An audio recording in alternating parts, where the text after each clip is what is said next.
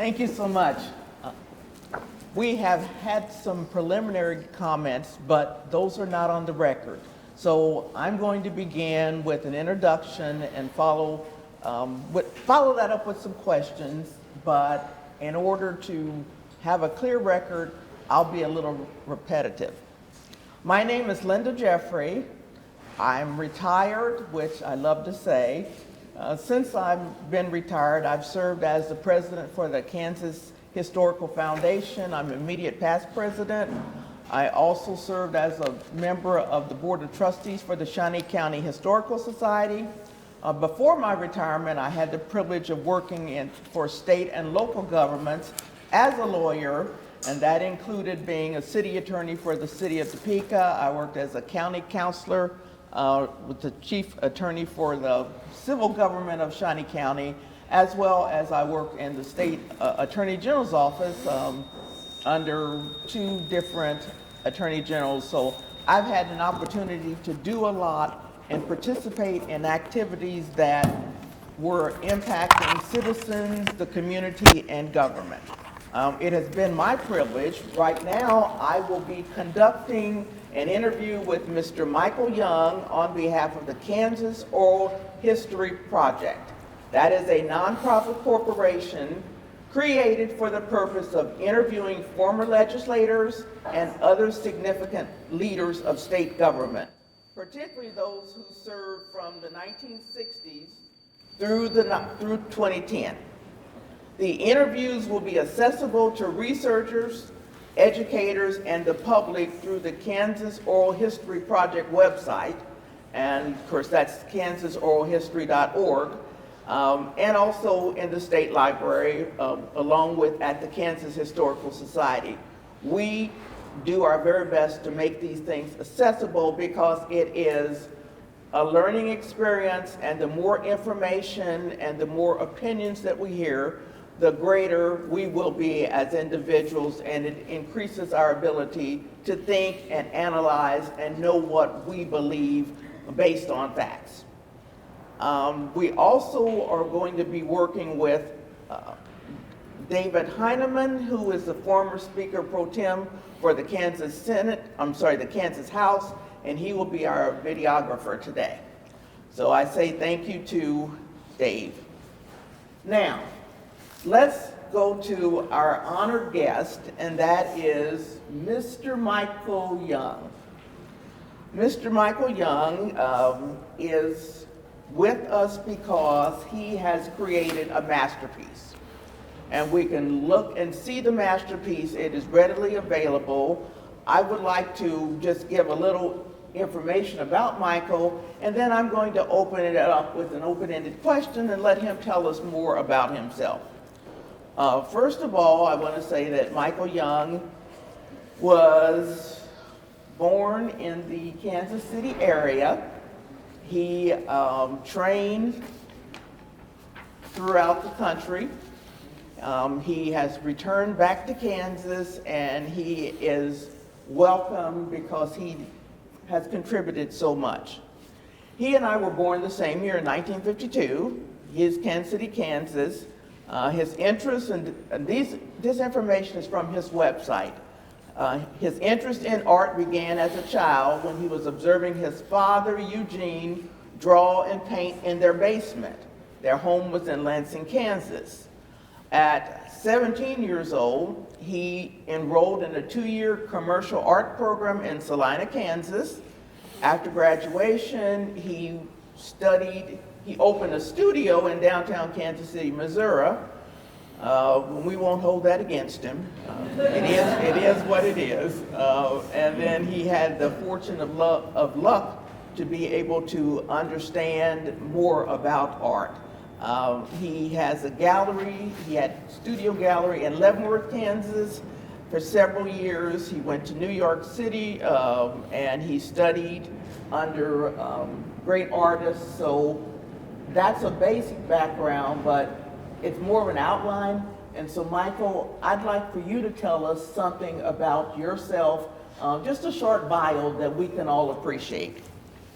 Okay, I'll try. No, I didn't have really, all I knew was growing up as in grade school, I went to Sacred Heart in Leavenworth, and they did have an art program there. And also, of course, watching Dad do oil paintings in the basement. He talks about I would change his paintings when he'd be at work, the oil paintings, and I don't remember changing them, but he likes to tell that story. He liked to tell that story. In second grade in Sacred Heart Grade School, I learned something. I learned the grid method, where they give you the nun, the sister gave gave us all a little Christmas card, and we had to enlarge it to a larger sheet of paper. And so, say maybe the Christmas card would be half-inch squares, and then the larger piece would be 1-inch squares. So going, and then we would number one through whatever it took, and then A, B, C, D at the top. That way you can line up your numbers and your letters and enlarge that way. As a matter of fact, that's how I did this one. I didn't use a projector. I did the grid method. So that lesson really came in handy, and I've used it many times over the years. And then probably around 6th grade, I was getting curious, so I was in the back. I was in the back row, and then I was drawing a female nude when I was supposed to be studying and listening to the sister. And then so the girl next to me says, "Oh my God, that's really, really good. Can I have it? Can I see it?" So I was hesitant, and it was basically a couple fried eggs. And anyways, so I handed it to her. She marched up, gave it to the sister, and then she took it down to the principal, called my parents, called my mom, dad had to show up there. And so I was in one room and they were in the other, and they said, "I don't know, this is just not normal for a boy his age, you know. And I don't know what's going to happen, but we have to keep an eye on him," and all that stuff. I felt so terrible. And then I went back to my paper route. I was on this tall hill, and I was going to drive down this steep hill and crash because I thought it was the end of the world, We got home, and my dad took me aside into my bedroom and says, "Mike, don't make too much of this. This is totally normal what you did. Don't think anything more about it. People out there are making money from this, and it says just don't worry another moment about it." So I think, and that made me feel so good, that my dad kind of stuck up for me. Things like that. Who knows? Maybe it made me turn into an artist after all. I don't know, but that, and then that was my grade school. Lansing High School didn't have an art class at the time, but I found a little school in Salina, Kansas. It was a 2-year program. So I learned commercial art there, and I was really glad I did. It was just one of those things. I was lucky enough to get in. Someone dropped out the day before it started. They called my house. Good thing my mom was by the phone, and she said, "Oh, well, anyway." So next morning we drove to Salina, and it's one of those, I think I have about 5 things that say, if this didn't happen, the rest wouldn't have happened. And but that 2-year program got me a job in Kansas City. And then again, I was still one of those things. My mom would always come up, and I'd be laying on the floor. I worked for a little newspaper in Leavenworth, and he didn't pay me. He didn't pay any of his workers. So I knew it's not going to work. So one day I was laying on the floor, and my mom came in and nudged me with her foot, or kicked me with her foot, and says, "Get off the floor, you lazy bum, do something." And I would always have the same stock answer. I'd always say, "I've got something up my sleeve." And she says, "It's not going to do you any good there. You're going to have to bring it out, So she said, one day she says, "Grab your portfolio, I'm going into Kansas City." And so Friday afternoon, my instructor at Salina Votech says, "Don't apply at this place, you'll never get on." I got there on a Friday afternoon. I was going to hide around the side of the building so I wouldn't have to go in and face it. Another rejection, and finally I went in there, and then Jules Sheffer goes in and looks at "Looks like you can make a straight line." I said, "Yeah. Can you start on Monday?" And so that was another thing. Getting that first job was so important. And where was I going with this? And then I worked there for several years, and then that was architectural illustration. So as you can see in a lot of my work, I do have a lot of architecture.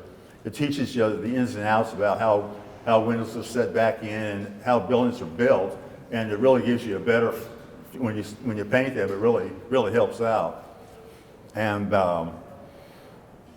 but I got that job, but then I opened a little studio in Leavenworth for a couple of years, and then my girlfriend Vicki at the time, we decided to drive to New York City and go to the Art Students League, which I heard so much about. A lot of famous artists went there, and was really excited to go. I mean, it really helped me a lot. So, Is that where you learned about prismatism? not at that time.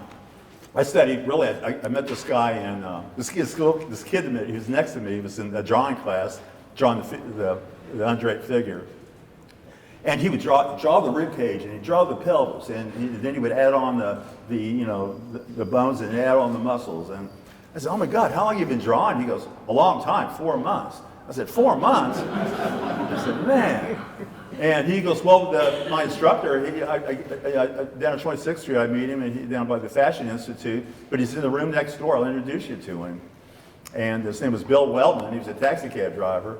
And he also did work for Marvel comic books as a inker. So he was an inker for them.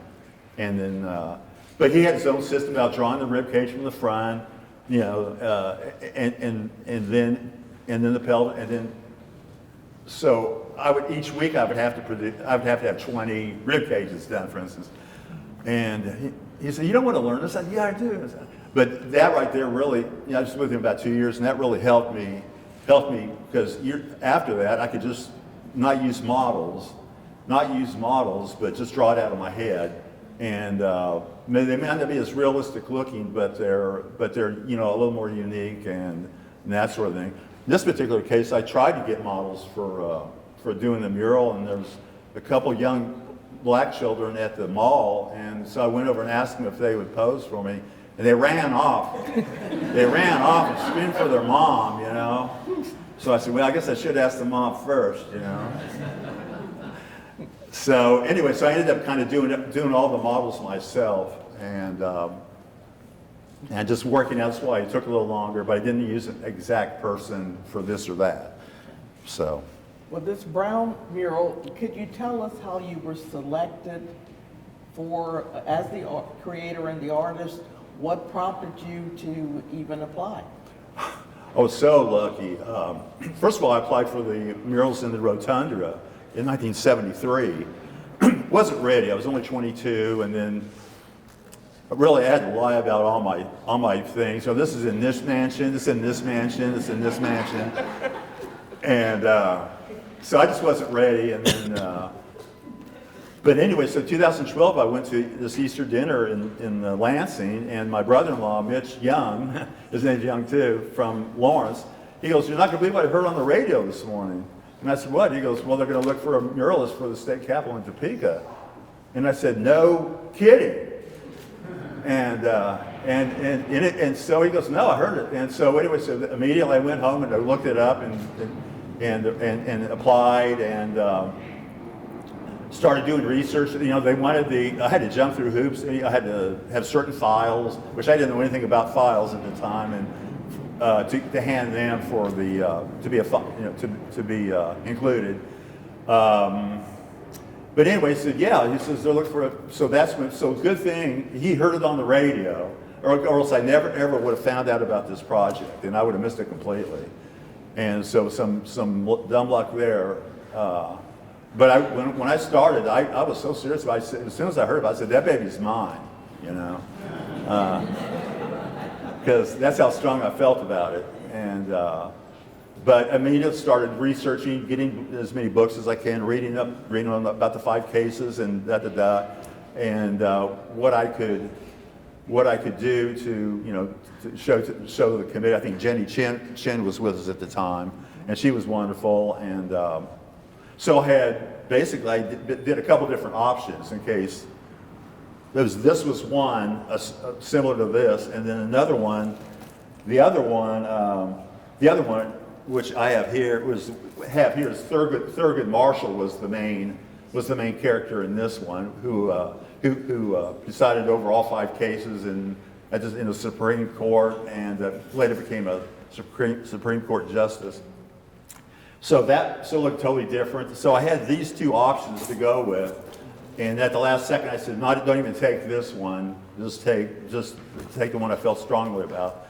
And I really lucked out. I felt like, well, what about a teacher reading to some students, a mixed group of children, black and white both. And I think originally my teacher was white, and that was one she called back and says, can you make 3 changes? And one of them was the teacher. And I forgot what the other 2 were, but I was gladly to make the changes to present to the committee after that. Okay. Then let me ask you about some other paintings that you might have done or created. Have you done other community projects like this? I did. One similar to this I have in the Leavenworth County Courthouse in Leavenworth, the Bleeding Kansas theme. So then again, I found out about that. I think it was Keita Kelly and Tongi, and she contacted me, and they had chose 3 artists to be the muralists. Ernie Elmer, I forgot the name of the other one, but so Ernie Elmer's mural and I are right across from each other. But same thing, I did as much research as I could and started doing all my designs and layouts. I was never good at book reports in grade school, but it kind of forces you to learn as much as you can, and if you have enough information, you can whittle away some things and keep the stronger ones. And what was my thinking toward that one and this one? So what do you think is the value of public art? Oh, I think first of all, people see it. People aren't going to go to people, I have some wonderful paintings in people's homes, but usually, a lot of them just don't have any guests, so it's such a private thing. Whereas, this type of art, thousands of people will see it and hopefully appreciate it. Okay, very good. I appreciate that. Let me ask you, you were born in 1952. I'm born in 1952. Brown was decided in 1954. What was your experience before you even thought about this mural, Brown versus Ford, during that time period? You were in Kansas, going to school. I went to Sacred Heart Grade School in Leavenworth. They sent me there from Lansing to make me a better person. Anyway, thought about going to IMAC in Leavenworth, the high school, and then the teachers told my mom and dad that don't send him up here because he will just take up fresh air and sunshine.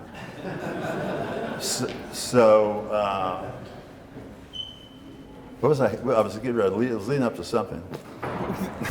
Your experience in the school system right after Brown. Yeah, in Sacred Heart, we had 2 black children in my class, a boy and a girl, and I never thought anything about it. Just like I was invited to birthday parties at my friend's house, and just I never thought anything about it. One day, both of them happened to be gone. I don't know why I need to get into this, but we were in the choir loft in the church, and the sister said, Sister Mary Carita said, have you noticed that our 2 black children are missing from the class today? And I didn't know what she was leading up to, and I think basically she said, treat everybody the same, everybody's the same, So there must have been a few kids in my class who thought differently than me. And just like growing up, my mom and dad never ever, they were always really open, and they just never said anything derogatory toward a black person at all. So we had a really good upbringing, first of all. So I had the right frame of mind, I think, to do this.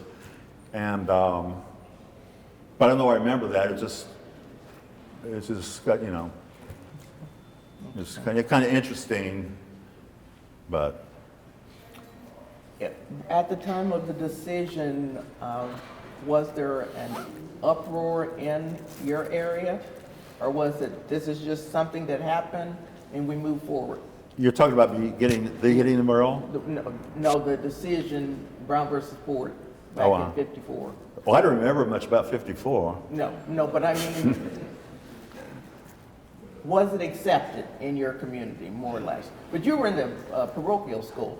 That was in grade school. Yeah, so- In high school, we didn't have any black children in my high school. I think maybe a few years younger, maybe one, but very, very few in Lansing at that time.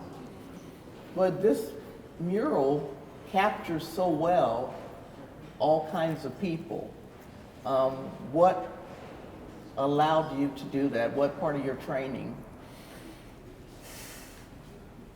To do so many different. To create these people, you know, all these figures are believable. They look like. I try to. Growing up, I didn't do a lot of portraiture. I did take a class in Kansas City with this guy named Harry Fredman. He was a former Chicago and New York illustrator. So he really helped me with understanding how the face works. You have to know, if you're looking at a person this way, you have to know where the unseen ear is. You know, that's how to think of the solid whatever. So many things to think. I learned from him, and then several other people, and then I really learned more when I went to New York in '78. Those years in New York, studying anatomy and portraiture and oil painting up there. So. Okay. About how long did it take you to research this project?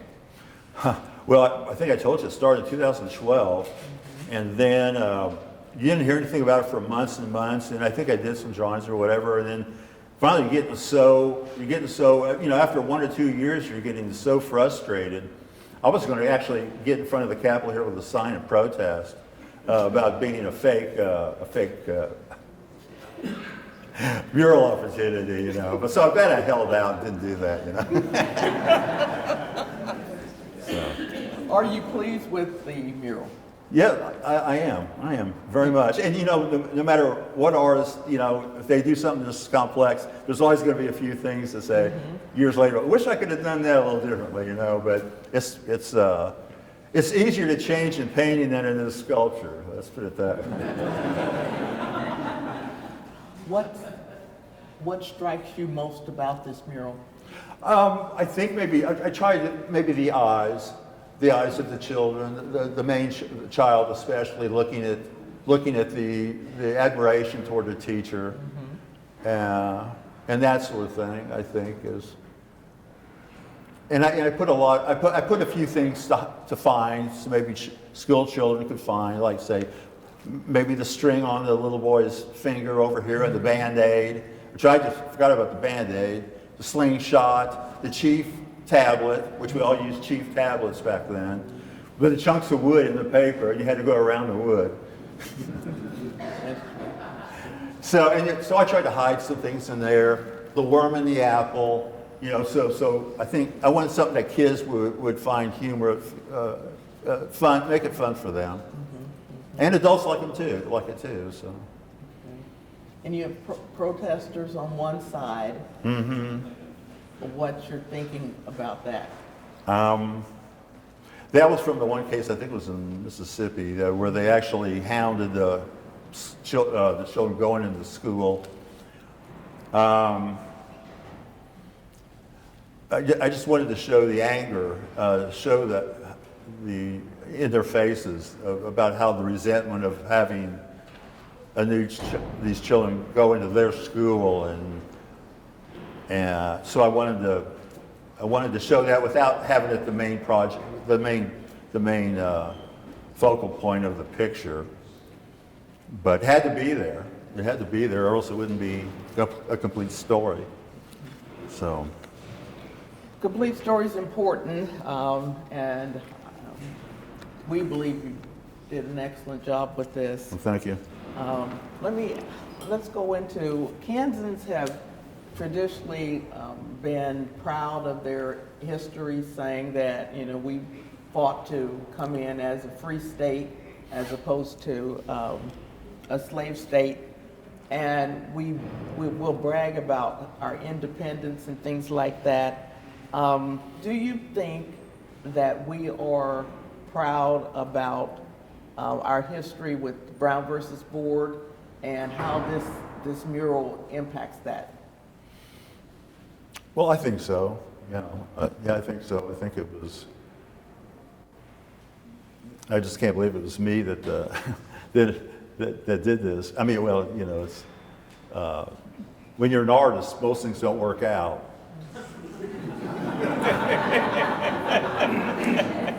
You know, artists aren't interested in money. No, there's all kinds of. You have to be dead to be, you know, you have to be dead before you're famous, and you know. So I've heard it all, you know.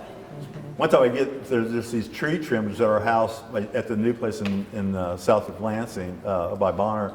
He was trimming trees there, and he goes up to me and he came into my studio and he says, "Do you know what the difference between an artist and a Pizza Hut Supreme Pizza is?" And I said, "No. The pizza can feed a family of 4."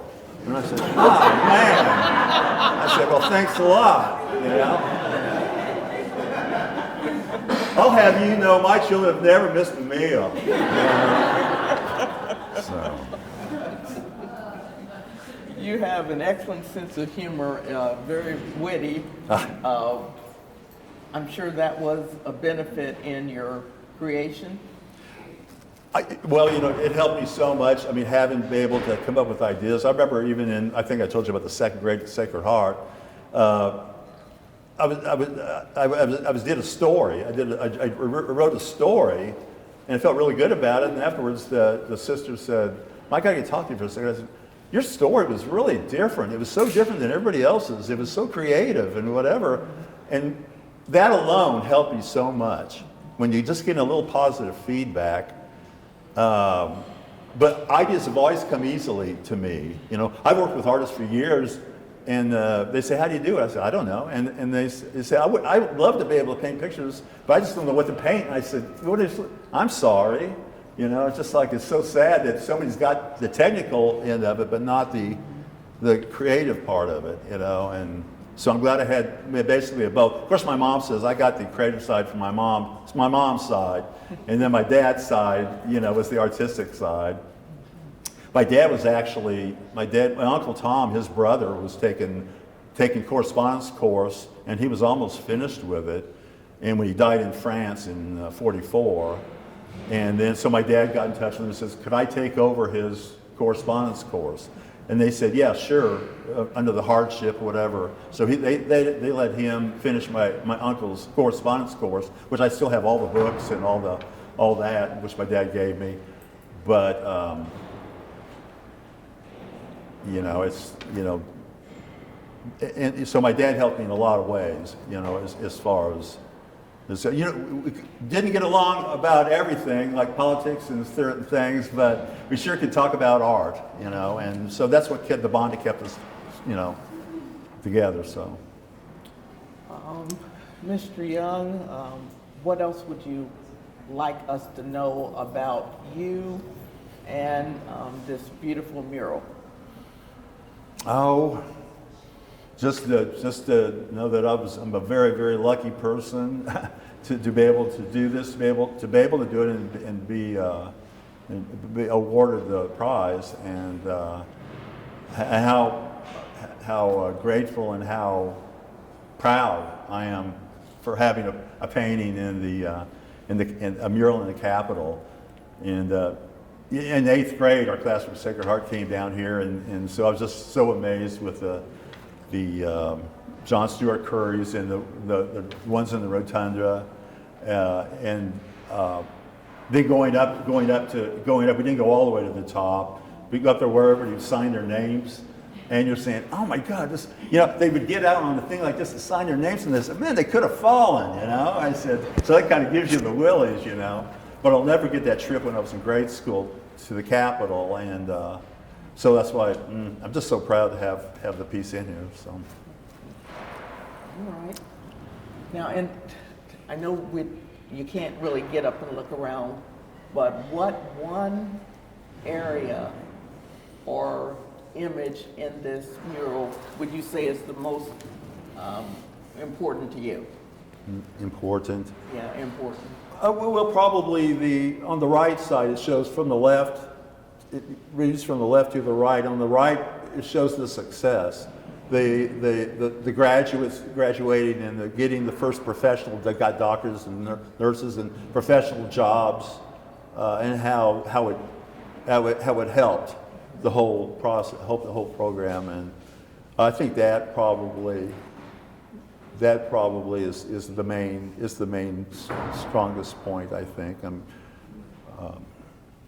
When visitors, students, others, teachers even, when they look at this mural 50 years from now, what do you think their reaction will be? I can't believe he's still alive. No, I'll be gone by then. We'll be gone. No, I'm joking. No, I don't know. Just hopefully having the same strong emotions we all do. I mean, as far as getting people together and making it blend and making it a better place for everyone. Anything else you want to add? I'll think of something later. No, just thank you for everyone coming here. One thing I would like to say, and this is kind of a 3 weeks before the mural was unveiled in 2018, Linda Brown passed.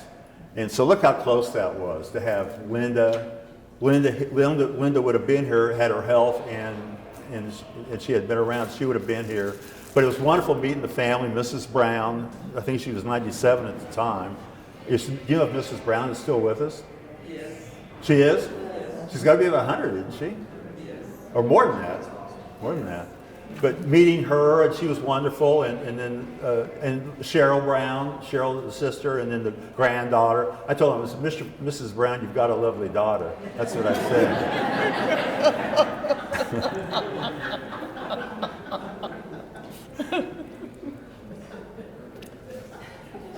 So. Okay. Well, we are so pleased to have had this time with you. On behalf of the state of Kansas and the Kansas Oral History Project, I thank you for sharing with us today.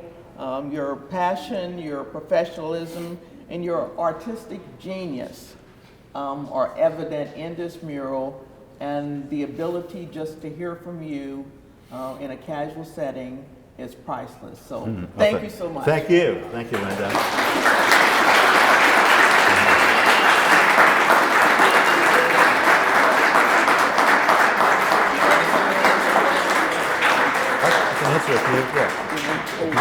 We have just a couple of minutes left, and so Mr. Young has said he'd be happy to answer your questions. Representative Ellis. Thank you. I knew I was going to blow it. Ron's one. Susan, your question. Go ahead.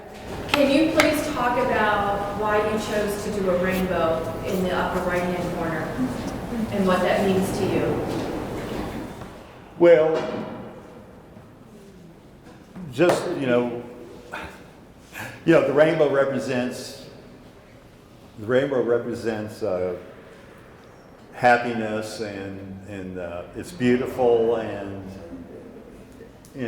that's why I kind of forgot to put it in there. I didn't start it over there, did I? I guess I did. I just had it on the right, which is the side I wanted, but that's a good question. I knew then what my point was, but it's just the fact that it's beautiful. It was empty space there. I needed to fill it up. And yes. What do the sunflowers in the desk stand for? The sunflowers in the what? On the desk. On the desk. Oh, like sometimes children would bring something for their teacher and put it on their desk to get a better grade. So that's why I have an apple up there. Then somebody brought her sunflowers, and then I have a couple other things up there. The pencil sharpener, and that's another thing you have to look for to find is that some pencils are floating kind of in the street to the left of that. The book, the Crayola box, everybody used Crayolas, the straight edge, the circle maker. What's that called? Protractor. A what? Protractor? A protractor. And so it's just one of the few tools that children use in art class and that sort of thing. So, yes. Yeah, can you talk about how long it took me to Repeat his paint, question. What? Oh, repeat his question. Repeat his Okay, I'm sorry. how long it took you to paint, then did you start in the center and work out, or start on one? How did you just technically go about the painting? Whenever I do any painting, I try to go from, like how you read basically. I usually go kind of from left to right. It depends on what it is. A lot of times I start with the background. So in this particular case, I probably did the sky first and brought down, and I started putting the schools back. I usually work from background to foreground, and then sometimes do the foreground, and there's no really rhyme or reason. Some people have a definite system, but there's so much to do. Where do you start? You know what I mean? It's just, you have to start someplace. But usually I just try to cover up as much of the background as possible. Not really finishing anything. I can do that toward the end. Some people finish everything as they go. And I kind of do it a little differently, so.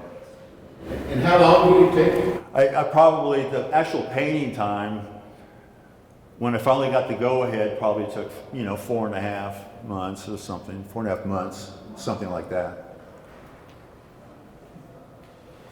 Yes? Hi. Hi. My question is, what would you say to African American children today about the history regarding the painting? What would I say to African Americans about the history? African American Children? about the history.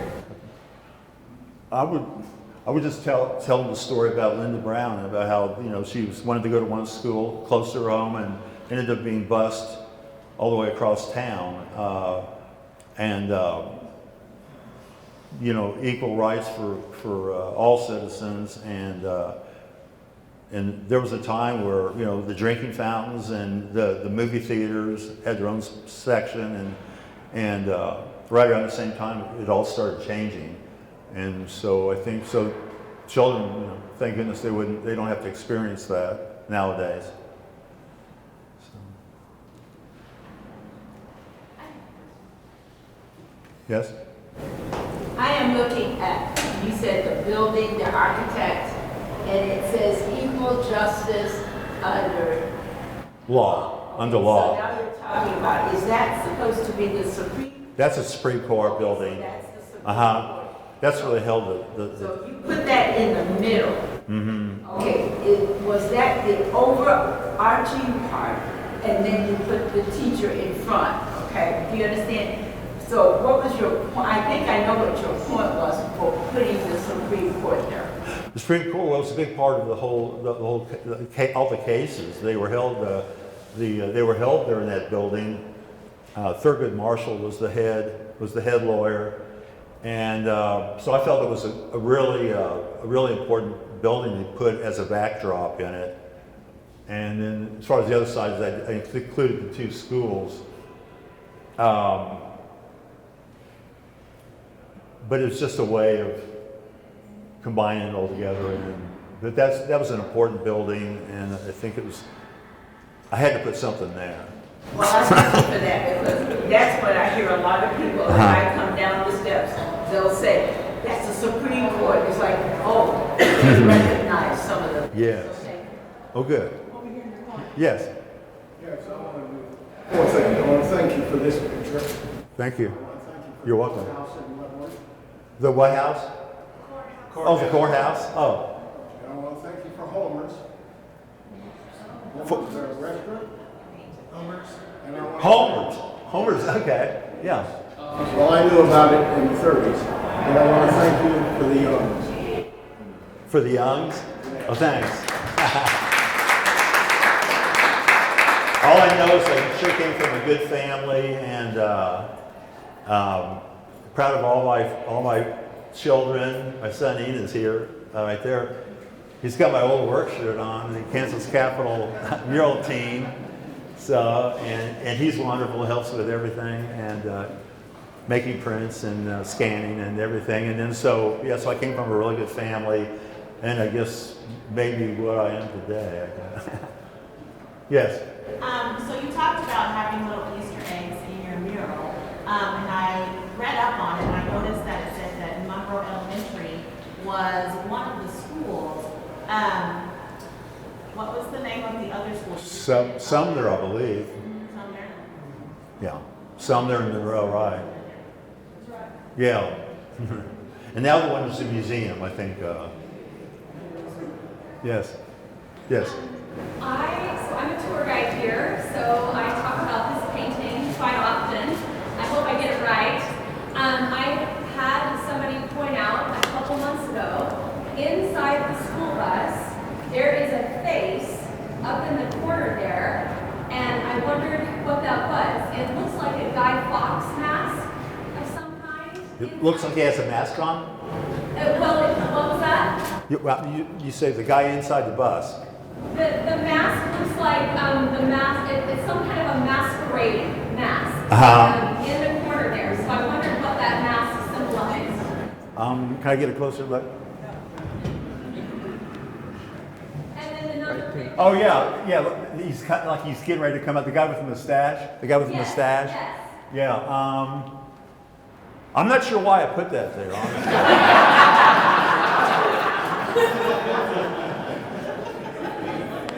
I mean, to be honest.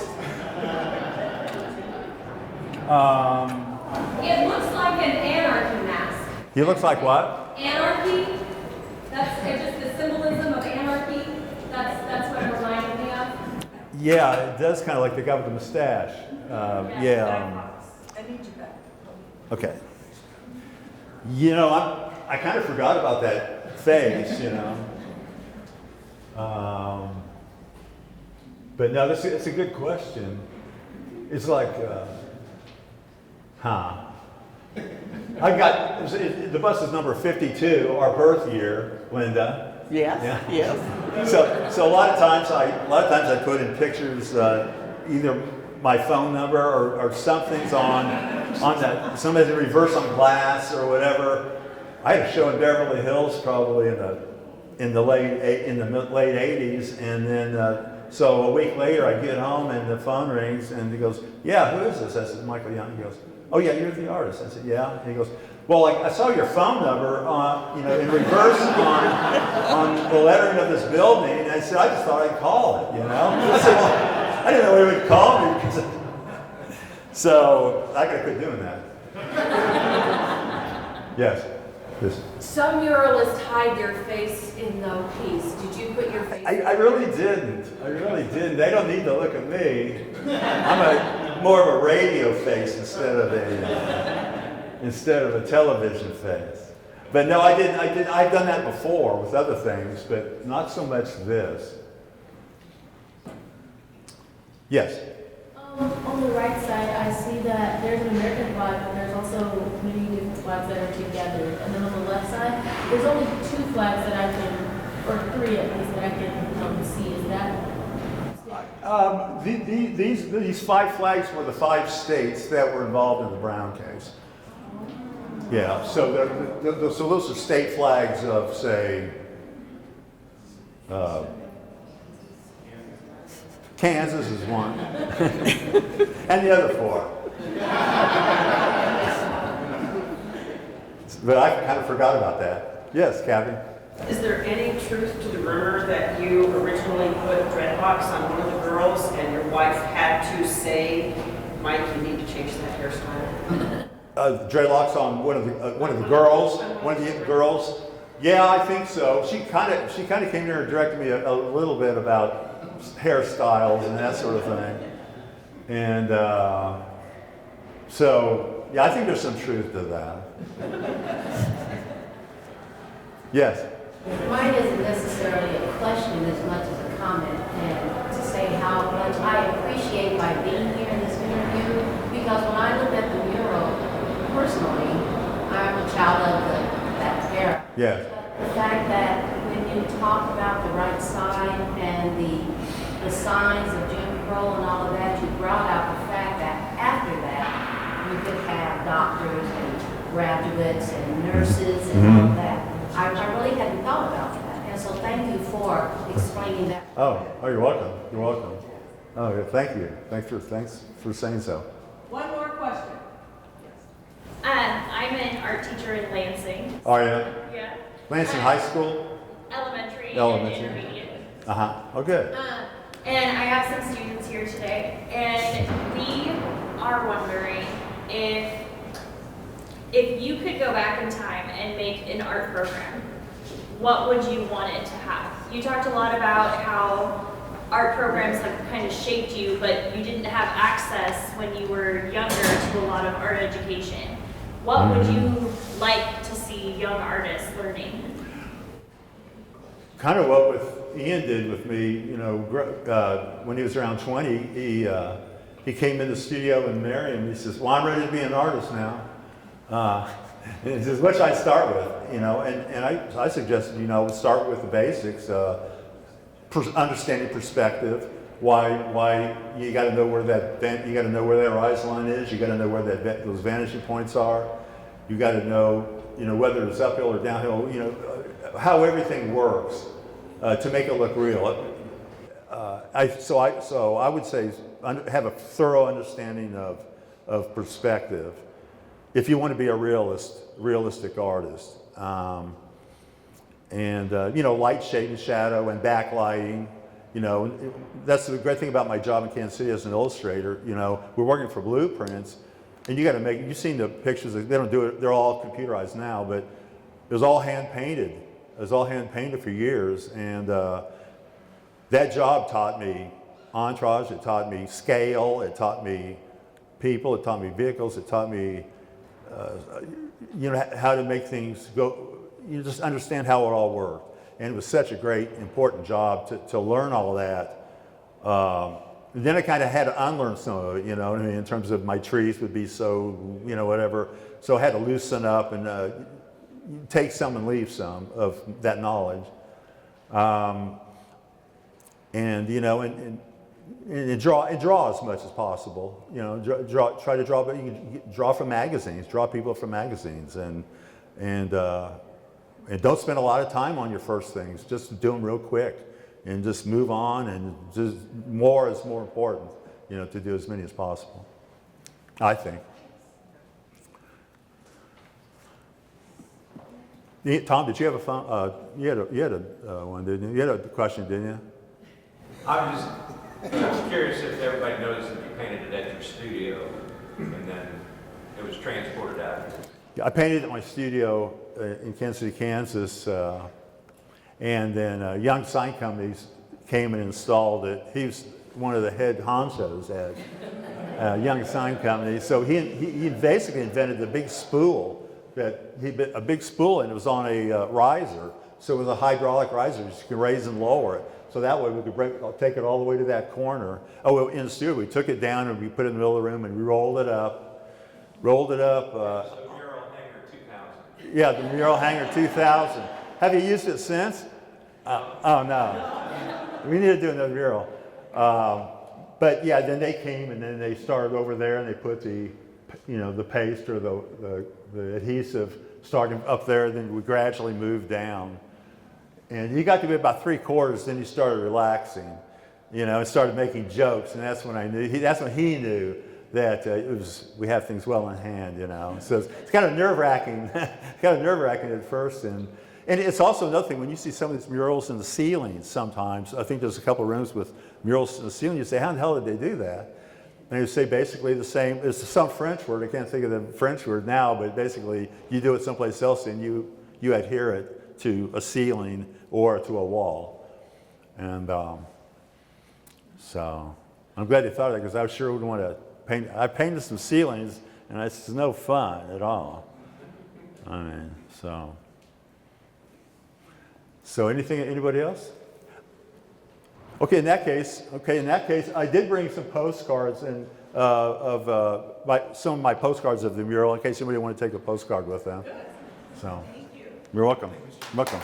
Thanks, Jeff. Thank you.